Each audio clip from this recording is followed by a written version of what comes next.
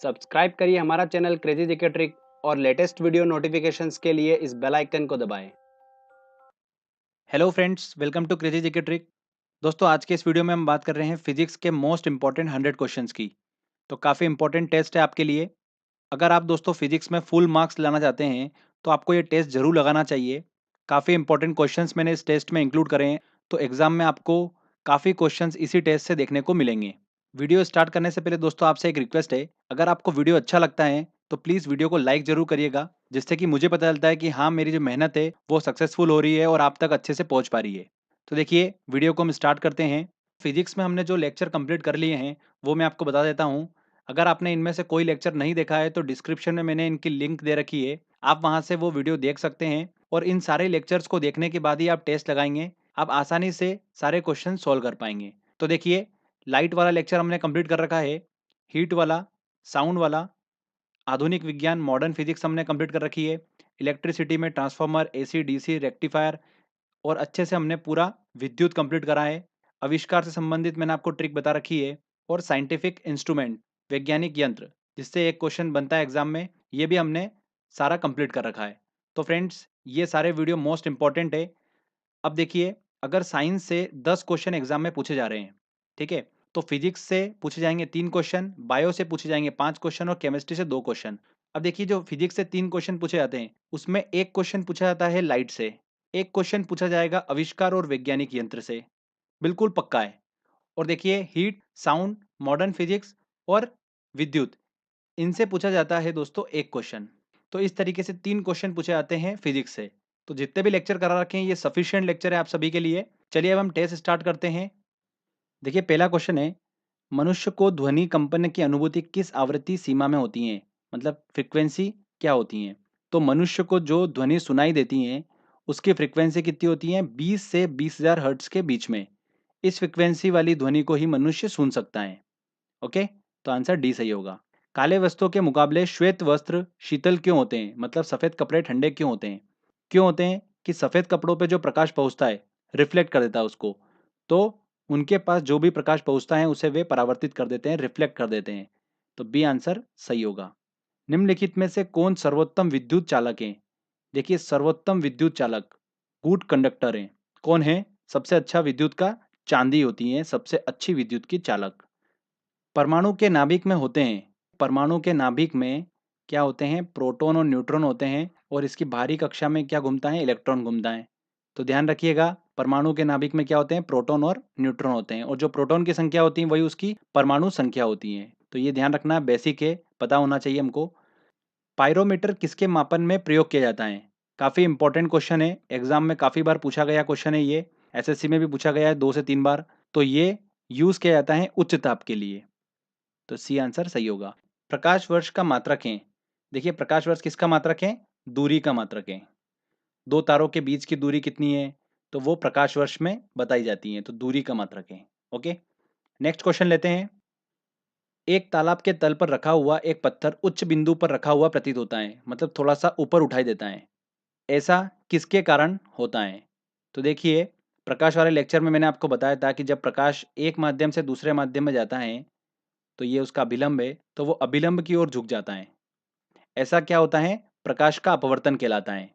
क्या कहलाता है, प्रकाश का अपवर्तन, रिफ्रैक्शन कहलाता है।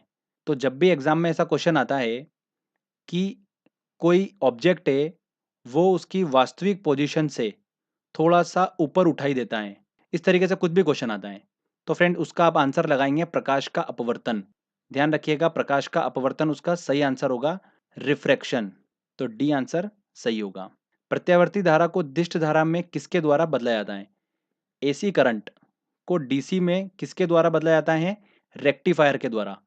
बहुत से लोग गलत करके आते हैं, ट्रांसफार्मर क्लिक कर देते हैं। ट्रांसफार्मर का काम ये नहीं होता है। ट्रांसफार्मर का काम क्या होता है, ये क्या करता है, एसी वोल्टेज को बढ़ाने घटाने का काम करता है, स्टेप अप स्टेप डाउन करने का काम करता है ट्रांसफार्मर। जबकि एसी को डीसी में कन्वर्ट करने का काम कौन करता है, रेक्टिफायर करता है। तो आंसर क्या होगा, बी आंसर बिल्कुल सही होगा। एक भारी नाभिक के हल्के नाभिक में टूटने की प्रक्रिया को क्या कहते हैं, नाभिकीय विखंडन कहते हैं। अगला क्वेश्चन लेते हैं। वायु में ध्वनि की चाल 332 मीटर पर सेकंड होती है। यदि दाब बढ़ाकर दुगना कर दिया जाए तो ध्वनि की चाल होगी।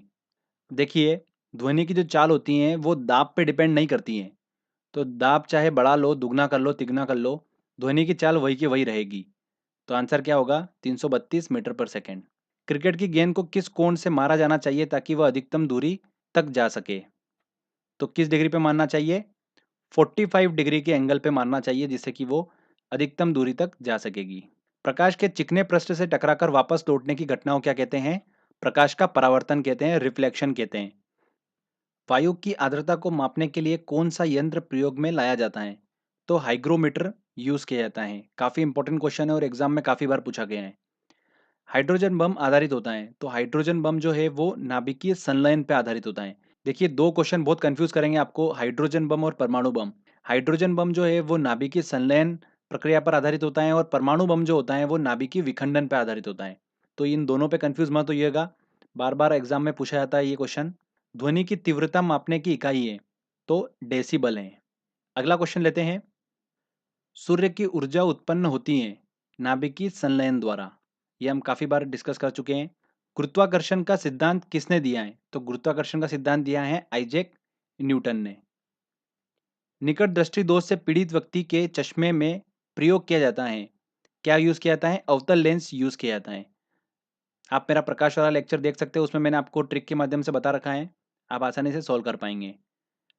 ट्रांसफार्मर प्रयुक्त होते हैं, तो ट्रांसफार्मर का काम क्या होता है? देखिए, एसी वोल्टेज को बढ़ाने घटाने का काम करते हैं, स्टेप अप स्टेप डाउन। तो एसी वोल्टेज का ऊंचाई और अपचाई करने के लिए सी आंसर सही होगा। वर्षा की बूंदों की गोलाकार आकृति का कारण है, क्या है? सरफेस टेंशन, पृष्ठ तनाव। दूरबीन का आविष्कार किया था, किसने करा था? गैलीलियो ने दूरबीन का आविष्कार करा था। चलिए अगला क्वेश्चन देखते हैं। निम्न में से किस एक में ध्वनि की चाल सबसे तेज होती है?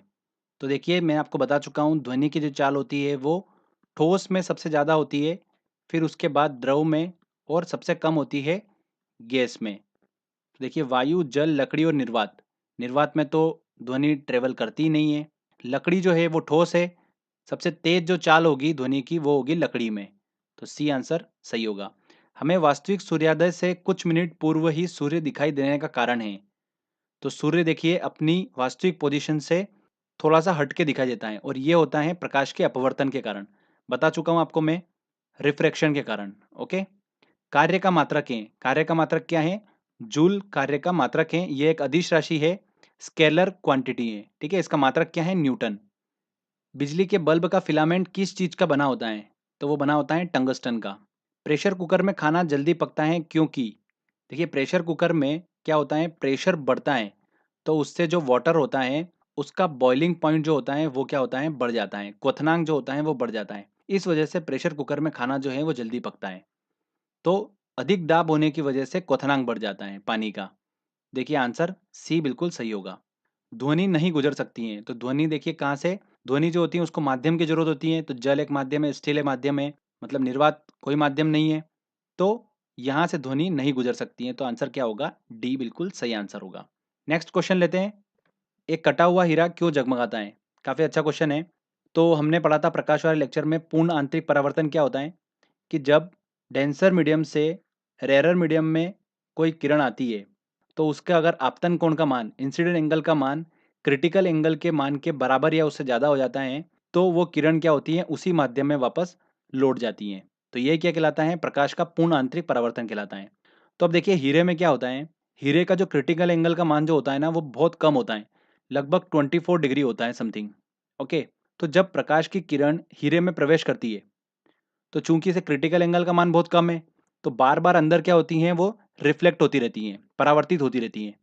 जब तक इंसिडेंट एंगल का मान क्रिटिकल एंगल के मान के बराबर या उससे ज़्यादा नहीं हो जाता है, तब तक वो किरण बाहर नहीं निकल पाती है। जैसे ही वो क्रिटिकल एंगल के बराबर होता है इंसिडेंट एंगल का मान, किरण बाहर आ जाती है और हमारे आंखों तक पहुंचती है, तो हमें हीरा चमकता हुआ दिखाई देता है। तो ये इसका कारण है, पूर्ण आंतरिक परावर्तन। तो आंसर क्या होगा? सी सही आंसर होगा। देखिए अगला क्वेश्चन, डायनेमो एक मशीन है जिसका काम है, तो ये मैं आपको ट्रिक से बता चुका हूँ पहले भी। तो देखिए मैंने क्या बताया था कि डायनेमो में पीछे का हमको लेना है दो वर्ड, एम और ओ। तो ओ को हमने बनाया था ई, तो एम से ई मतलब मैकेनिकल एनर्जी को इलेक्ट्रिक एनर्जी में कन्वर्ट करने का काम करता है डायनेमो। तो मैकेनिकल एनर्जी मतलब यांत्रिक ऊर्जा, इलेक्ट्रिक एनर्जी मतलब विद्युत ऊर्जा। तो यांत्रिक ऊर्जा को विद्युत ऊर्जा में परिवर्तन करने का काम करता है डायनेमो डी आंसर सही होगा। परमाणु में प्रोटॉन रहते हैं, परमाणु में प्रोटॉन कहाँ रहते हैं? उसके नाभिक में रहते हैं, तो नाभिक के भीतर रहते हैं, ए आंसर सही होगा। ध्वनि तरंगे सर्वाधिक तीव्र गति करती हैं, काय में करती हैं? ठोसों में करती है। ठंड के दिनों में लोहे के गुटके और लकड़ी के गुटके को प्रातः काल में छुए तो लोहे का गुटका ज्यादा ठंडा लगता है, क्योंकि जो लोहे का गुटका होता है वो क्या होता है? ऊष्मा का अच्छा अवशोषक होता है, और जो ऊष्मा का उतना अच्छा अवशोषक होता है उतना उत्सर्जक भी होता है। तो लोहे का गुटका जो होता है वो क्या होता है? अच्छा चालक होता है। तो लकड़ी की तुलना में लोहा जो होता है वो ऊष्मा का अच्छा चालक होता है, बी आंसर सही होगा। फेदोमीटर का उपयोग किसके मापन में किया जाता है? तो फेदोमीटर का उपयोग किया जाता है समुद्र की गहराई नापने में। आंसर क्या होगा? सी आंसर होगा। नेक्स्ट क्वेश्चन लेते हैं। ट्रांसफार्मर किससे काम करता है? तो ट्रांसफार्मर जो करता है काम सिर्फ और सिर्फ एसी पर, केवल प्रत्यावर्ती धारा से। न्यूट्रॉन की खोज की थी, न्यूट्रॉन की खोज किसने की थी? जेम्स चैडविक ने। नाभिकीय रिएक्टरों में ऊर्जा उत्पन्न होती है, नाभिकीय रिएक्टर में ऊर्जा उत्पन्न होती है नियंत्रित विखंडन द्वारा, सी आंसर सही होगा। देखिए अगला क्वेश्चन, मनुष्य के लिए मानक ध्वनि स्तर है। तो जो वर्ल्ड हेल्थ ऑर्गेनाइजेशन है उसने मनुष्य के लिए मानक ध्वनि स्तर कितना बताया है? लगभग 40 डेसिबल बताया है। ठीक है, अगर 75 डेसिबल की ध्वनि अगर मनुष्य कान तक पड़ती है तो वो हानिकारक होती है। 90 डेसिबल में तो मनुष्य जो है वो बहरा हो जाता है, और अगर इससे ऊपर जाती है तो इंसान पागल भी हो जाता है। तो कंडीशन के हिसाब से देखिए 40 के आसपास कौन सा ऑप्शन दिख रहा है? 60, मतलब डी आंसर सही होगा। इलेक्ट्रिक करंट का यूनिट निम्न में से कौन सा है? तो एम्पियर है। देखिए अगला क्वेश्चन काफी इंटरेस्टिंग क्वेश्चन है और एग्जाम में काफी पूछा जाता है ये क्वेश्चन।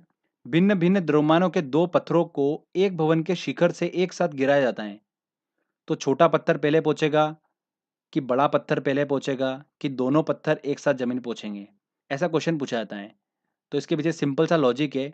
देखिए देखिए गति के समीकरण हमको पता ही होता है, जब गुरुत्व के अधीन गति करता है तो देखिए वी स्क्वायर इक्वल टू क्या होता है? You square plus 2gh।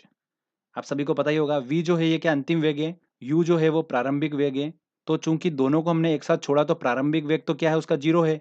तो वी स्क्वायर इक्वल टू क्या हो गया? 2gh हो गया, यू स्क्वायर की वैल्यू जीरो हो गई। अब देखिए अंतिम वेग जो है वी, और हाइट दोनों की सेम ही है, तो जो वी है वो किस पे डिपेंड कर रहा है? जी पे डिपेंड कर रहा है, ना कि द्रव्यमान पे डिपेंड कर रहा है। अब वो चाहे भिन्न भिन्न द्रव्यमान के दो पत्थर फेंको चाहे एक समान द्रव्यमान के फेंको, द्रव्यमान पे वो डिपेंड नहीं कर रहे हैं, तो दोनों पत्थर जमीन पर एक साथ पहुंचेंगे। तो आंसर क्या होगा? सी आंसर सही होगा। तो काफी अच्छा क्वेश्चन है ये। नेक्स्ट क्वेश्चन लेते हैं। पानी में डुबोई गई एक छड़ी किस संवृत्ति के कारण मुड़ी हुई प्रतीत होती है? तो देखिए पानी में डूबी हुई छड़ जो है वो हल्की सी मुड़ी हुई प्रतीत होती है प्रकाश के अपवर्तन के कारण। तो आंसर क्या होगा? C answer. निम्न में अस्थायी कण है, तो न्यूट्रॉन जो है वो एक अस्थायी कण है। डॉपलर प्रभाव संबंधित है किससे? ध्वनि से संबंधित है डॉपलर प्रभाव। एक दांत चिकित्सक द्वारा रोगी के दांतों की जांच के लिए प्रयुक्त होने वाला दर्पण है, कौन सा है? अवतल दर्पण। निम्नलिखित में से कौन सी ऊष्मा की इकाई नहीं है? कैलोरी, किलो जूल, ये सब जो है ये ऊष्मा की इकाई है, वॉट ऊष्मा की इकाई नहीं है। तो डी आंसर सही होगा। दूरदृष्टि निवारण के लिए काम में लेते हैं, कौन सा लेंस लेते हैं? उत्तल लेंस लेते हैं। निकट दृष्टि दोष के लिए कौन सा लेते हैं? अवतल लेंस लेते हैं, और दूरदृष्टि दोष के लिए उत्तल लेंस लेते हैं। ये दोस्तों मैं आपको प्रकाश वाले लेक्चर में बता चुका हूँ। नाभिकीय रिएक्टर और परमाणु बम में ये अंतर है कि देखिए नाभिकीय रिएक्टर में कोई श्रृंखला अभिक्रिया नहीं होती है। तो मैंने आपको बताया था देखिए मॉडर्न फिजिक्स वाले लेक्चर में कि नाभिकीय रिएक्टर में क्या होता है? श्रृंखला अभिक्रिया होती है, और वो भी नियंत्रित होती हैं। ठीक है, तो नाभिकीय रिएक्टर में श्रृंखला अभिक्रिया नियंत्रित होती हैं। तो बी आंसर बिल्कुल सही होगा। भूकंप की तीव्रता का मापन किया जाता है, रिक्टर पैमाने पर किया जाता है भूकंप की तीव्रता का मापन। और जो यंत्र यूज किया जाता है वो कौन सा है? सिस्मोग्राफ। खाना पकाने के बर्तनों के नीचे का बाहरी हिस्सा काला क्यों छोड़ा जाता है? इसलिए छोड़ा जाता है, जो काली सतह होती है वो कैसी होती हैं? ऊष्मा की अच्छी अवशोषक होती हैं। इसीलिए खाना पकाने के बर्तनों के नीचे बाहरी हिस्सा जो होते हैं वो काला छोड़ते हैं। तो आंसर क्या होगा? डी आंसर सही होगा। देखिए अगला, किसके कारण आकाश नीला दिखाई पड़ता है? अपवर्तन, परावर्तन, प्रकीर्णन, विक्षेपण। तो स्कैटरिंग, प्रकीर्णन के कारण आकाश नीला दिखाई पड़ता है। सूर्य से आने वाला जो प्रकाश है उसमें जो बैंगनी रंग है उसकी ऊर्जा सबसे ज़्यादा होती है। तो ऊर्जा ज़्यादा होगी तो जैसे वातावरण में पहुँचेगा वो, तो वातावरण में उपस्थित धूल मिट्टी कणों से टकराएगा और बार-बार परावर्तित होगा। इस वजह से क्या होता है, आकाश नीला दिखाई देता है प्रकीर्णन के कारण। ठीक है? वायु शक्ति विंड पावर में ऊर्जा का कौन-सा रूप विद्युत ऊर्जा में परिवर्तित होता है? तो देखिए विंड पावर में बहती हवा का यूज़ करते हैं, तो गतिज ऊर्जा जो होती है, वो विद्युत ऊर्जा में परिवर्तित होती है। तो ए आंसर सही होगा। घरेलू विद्युत उपकरणों में प्रयुक्त सुरक्षा फ्यूज तार उस धातु से बनी होती हैं जिसका प्रतिरोध ज़्यादा हो और गलनांक कम हो। ठीक है, गलनांक कम होगा तो क्या होगा? देखिए मैं आपको बताता हूँ, जैसे कि मान लें सर्किट है, यहाँ पर फ्यूज तार यूज़ कर रखा है, तो जैसे ही शॉर्ट सर्किट हुआ तो क्या होगा? करंट तेज़ी से फ्लो होगा। तो करंट तेज़ी से फ्लो होगा तो यहाँ पे जैसे करंट पहुँचेगा, तो ये चूँकि इसका गलनांक कम है तो क्या होगा? ये तार जो होगा ये गल जाएगा और सर्किट ब्रेक हो जाएगा यहाँ पर। जिससे क्या होगा? जो अप्लायंसेज़ हैं घर में, उनको कुछ भी नुकसान नहीं पहुँचेगा। तो जो फ्यूज़ तार होता है उसकी प्रॉपर्टी क्या होती है? प्रतिरोध जो होता है वो ज़्यादा होता है, गलनांक कम होता है। तो आंसर क्या होता है? बी आंसर सही होगा। और अच्छा फ्यूज़ तार जो होता है वो काय का बना होता है? टीन का बना होता है। ठीक है? तो ये भी ध्यान रखिएगा।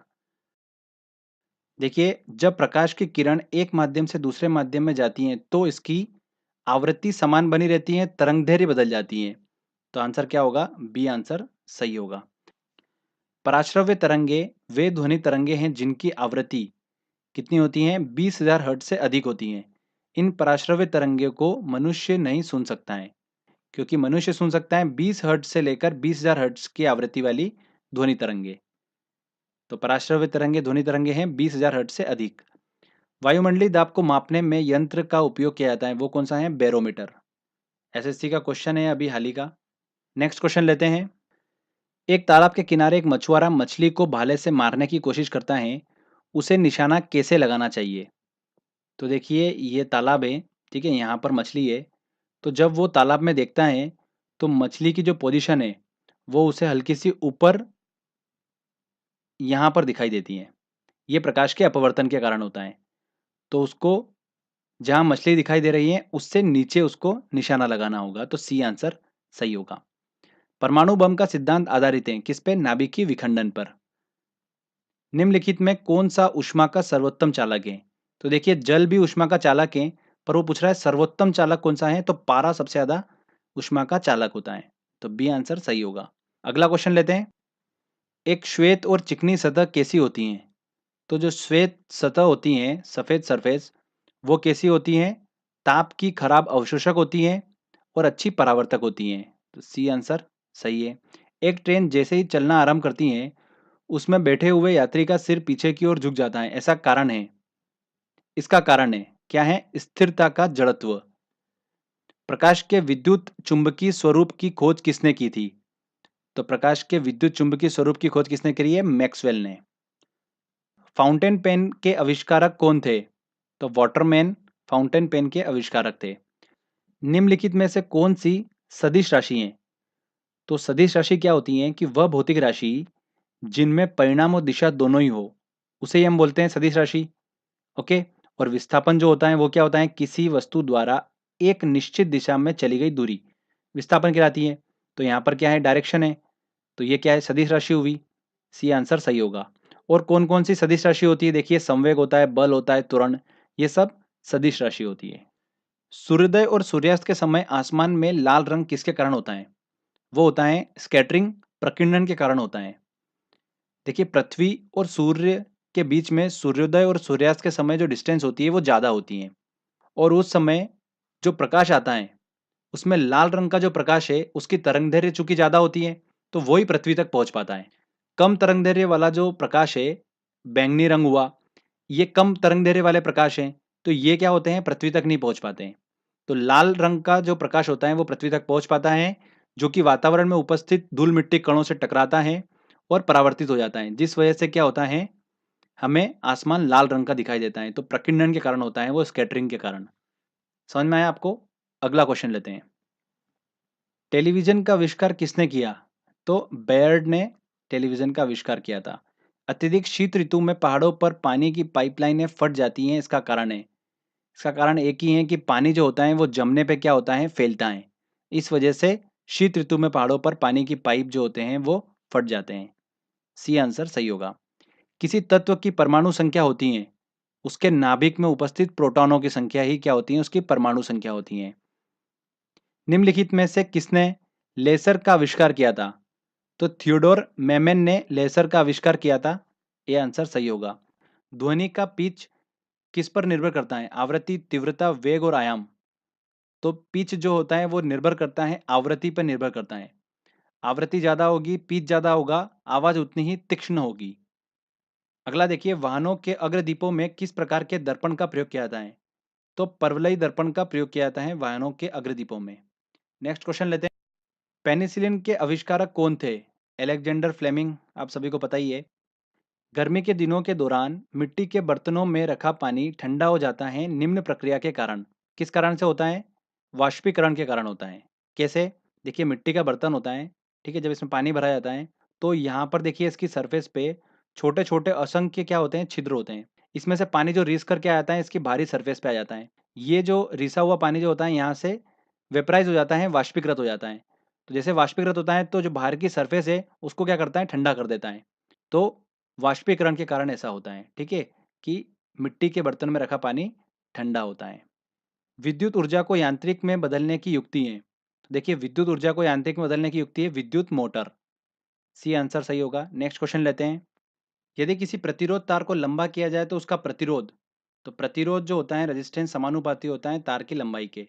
तो तार की लंबाई अगर बढ़ाई जाएगी तो प्रतिरोध क्या होगा, बढ़ेगा। तो आंसर क्या होगा, ए सही होगा। एनीमोमीटर से निम्नलिखित में से किसका मापन किया जाता है? तो पवन वेग का मापन किया जाता है एनीमोमीटर से। काफी अच्छा क्वेश्चन है। सबसे कम तरंगदैर्घ्य वाला प्रकाश होता है? तो देखिए, सबसे ज्यादा तरंगदैर्घ्य होती है लाल रंग की, सबसे कम किसकी होती है, बैंगनी रंग की। तो ध्यान रखिएगा। नेक्स्ट क्वेश्चन लेते हैं। राष्ट्रीय विज्ञान दिवस मनाया जाता है, कब मनाया जाता है? 28 फरवरी को मनाया जाता है राष्ट्रीय विज्ञान दिवस। फोटोन किसकी मूलभूत यूनिट है? तो प्रकाश की यूनिट है। चालक का विद्युत प्रतिरोध किससे स्वतंत्र होता है? तो देखिए, जो प्रतिरोध होता है, रेजिस्टेंस होता है, वो दाब से स्वतंत्र होता है। तापमान, अनुप्रस्थ परिच्छेद क्षेत्र, लंबाई, इन सब पे डिपेंड करता है। दाब से क्या होता है, वो स्वतंत्र होता है, प्रेशर से। तो आंसर क्या होगा, बी आंसर सही होगा। अगला क्वेश्चन लेते हैं। निम्नलिखित में से किसने एक्स किरणों का आविष्कार किया था? तो किसने करा था, रॉन्टजन ने। अब देखिए अगला क्वेश्चन। निम्नलिखित में से किसमें उच्चतम ऊर्जा होती है? किसमें होगी? जिसकी तरंगदैर्घ्य सबसे कम होगी उसकी ऊर्जा ज्यादा होगी। तो देखिए, बेजानी हपीनाला हमारा ट्रिक था। तो बे से बैंगनी, बैंगनी की सबसे ज्यादा ऊर्जा होगी। तो ऑप्शन में है नहीं बैंगनी। उसके बाद जामुनिया, जामुनिया भी नहीं है। तो बेजानी, उसके बाद आता है नीला। तो नीला ऑप्शन में है, तो आंसर क्या लगेगा, नीला लगेगा। सिटी स्कैन करने में प्रयोग में लाई जाती हैं, क्या लाई जाती हैं? एक्स किरण का यूज किया जाता है सिटी स्कैन करने में। दूरबीन का आविष्कार किया था, किसने किया था? गैलीलियो ने करा था दूरबीन का आविष्कार। मायोपिया से क्या तात्पर्य है? मायोपिया से तात्पर्य है निकट दृष्टि दोष, मतलब बी आंसर। ऑप्टिकल फाइबर जिस सिद्धांत पर काम करता है वह है? तो ऑप्टिकल फाइबर काम करता है पूर्ण आंतरिक परावर्तन पर, टोटल इंटरनल रिफ्लेक्शन। अगला क्वेश्चन लेते हैं। रॉन्टजेन ने आविष्कार किया था, किसका किया था? एक्सरे मशीन का आविष्कार किया था रॉन्टजेन ने। तरनताल वास्तविक गहराई से कम गहरा दिखाई देता है, इसका कारण है, इसका कारण है अपवर्तन। एक नैनोमीटर होता है, देखिए एक नैनोमीटर बराबर होता है 10⁹ मीटर होता है। पर ये क्या पूछ रहा है, ऑप्शन में सेंटीमीटर पूछ रहा है। तो मीटर को सेंटीमीटर में कन्वर्ट करेंगे तो 100 का मल्टीप्लाई कर देंगे, ठीक है। तो देखिए क्या हो गया, 10⁻⁻7 सेंटीमीटर। तो एक नैनोमीटर बराबर 10⁻⁻7 सेंटीमीटर होता है, ठीक है। तो आंसर क्या होगा, बी आंसर सही होगा। मरीचिका का बनना उदाहरण है, तो ये प्रकाश लेक्चर में मैंने आपको अच्छे से एक्सप्लेन करा था इसको। किसका उदाहरण है? पूर्ण आंतरिक परावर्तन का। प्रकाश वोल्टीय सेल होते हैं, प्रकाश वोल्टीय सेल क्या होते हैं? सौर सेल होते हैं जो कि प्रकाश ऊर्जा को विद्युत ऊर्जा में परिवर्तित करते हैं। थ्योरी ऑफ रिलेटिविटी, सापेक्ष गति, किसने दिया है? आइंस्टीन ने दिया है। देखिए अगला क्वेश्चन काफी इंपॉर्टेंट है। किस ताप पे पानी का घनत्व अधिकतम होता है? तो देखिए, जैसे जैसे बर्फ को पिघलाते हैं तो बर्फ का आयतन कम होता जाता है और 4 डिग्री सेल्सियस तक इसका आयतन जो होता है वो आता आते सबसे कम हो जाता है। 4 डिग्री सेल्सियस के बाद इसका आयतन बढ़ने लग जाता है। तो 4 डिग्री सेल्सियस पे इसका आयतन सबसे कम होगा, तो घनत्व जो होगा वो सबसे ज़्यादा होगा। आयतन सबसे कम होगा 4 डिग्री सेल्सियस पे और घनत्व सबसे ज़्यादा होगा। तो क्या पूछ रहा है वो? घनत्व सबसे अधिकतम होता है 4 डिग्री सेल्सियस पे। भूकंप की तीव्रता किससे मापी जाती है? सिस्मोग्राफ से मापी जाती है भूकंप की तीव्रता। अगला है, नाभिकीय रिएक्टर में भारी जल D2O का प्रयोग किस रूप में किया जाता है? मैंने आपको बताया था नाभिकीय रिएक्टर में भारी जल का उपयोग किया जाता है मंदक के रूप में न्यूट्रॉनों की गति को कंट्रोल करने के लिए। तो आंसर क्या होगा? ए सही आंसर होगा। नेक्स्ट क्वेश्चन लेते हैं। एक हॉर्स पावर कितने वॉट के बराबर होता है? तो 746 वॉट के बराबर होता है। प्रकाश का रंग निर्धारित होता है किससे होता है? उसके तरंगदैर्घ्य से उसका रंग निर्धारित होता है। एक स्वतंत्र रूप से लटका हुआ चुंबक सदैव ठहरता है उत्तर दक्षिण दिशा में ठहरता है। आंसर क्या होगा? C answer. देखिए अगला क्वेश्चन, पृथ्वी एक बहुत बड़ा चुंबक है, इसका चुंबकीय क्षेत्र किस दिशा में विस्तृत है? तो दक्षिण से उत्तर की ओर चुंबकीय क्षेत्र विस्तृत है। तो आंसर क्या होगा? D answer. पराश्रव्य ध्वनि तरंगे का उपयोग किया जाता है। तो पराश्रव्य ध्वनि तरंगों का उपयोग किया जाता है सोनोग्राफी में। जो गर्भावस्था में शिशु के स्वास्थ्य के बारे में जानकारी प्राप्त की जाती है, सोनोग्राफी में पराश्रव्य ध्वनि तरंगों का उपयोग किया जाता है। तारों के मध्य दूरी मापने की इकाई है, कौन सी है? प्रकाश वर्ष। नेक्स्ट क्वेश्चन लेते हैं। वायु में प्रकाश की गति होती है, कितनी होती है? 3 इंटू 10⁸ मीटर पर सेकेंड। ये आंसर बिल्कुल सही होगा। तो देखिए दोस्तों, यहाँ पर हमारे 100 क्वेश्चन कंप्लीट हो गए हैं। मोस्ट इंपॉर्टेंट क्वेश्चंस हैं ये। अगर आप ये क्वेश्चंस अगर करके एग्जाम में जाते हैं तो मैक्सिमम चांस है कि आपको इन्हीं क्वेश्चन में से एग्जाम में देखने को मिलेंगे। बार बार रिपीट होते हैं, एग्जाम में पूछे गए वही क्वेश्चन मैंने इस टेस्ट में इंक्लूड करे हैं। तो फ्रेंड्स, आई होप आपको वीडियो अच्छा लगा होगा। अगर आप खुद से एक बार टेस्ट की प्रैक्टिस करना चाहते हैं तो इस टेस्ट की लिंक मैंने डिस्क्रिप्शन में दे रखी है। आप वहाँ से ऑनलाइन ये टेस्ट लगा सकते हैं और प्रैक्टिस कर सकते हैं। तो फ्रेंड्स, आई होप आपको ये मेहनत अच्छी लगी होगी। अगर मेहनत अच्छी लगी है तो प्लीज़ वीडियो को लाइक करिए, शेयर करिए और कमेंट करके बताइए वीडियो कैसा लगा। अगर आपने अभी तक चैनल को सब्सक्राइब नहीं करा है तो प्लीज़ सब्सक्राइब भी कर लीजिए, क्योंकि इस तरीके के वीडियो जब भी मैं अपलोड करूँगा आपको उसका बेनिफिट मिलता रहेगा। तो फ्रेंड्स, मिलते हैं अगले वीडियो में। जय हिंद, जय भारत।